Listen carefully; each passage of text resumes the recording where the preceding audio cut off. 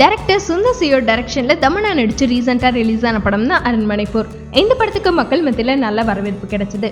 இதை தொடர்ந்து அடுத்ததா சுந்தர் சி என்ன படத்தை டைரக்ட் பண்ண போறாரு அப்படின்னு சொல்லி நிறைய பேர் எதிர்பார்த்துட்டு இருந்தாங்க. இந்த நிலையில சுந்தர் சியோட அடுத்த படம் பத்தி ஒரு அறிவிப்பு வெளியாயிருக்கு.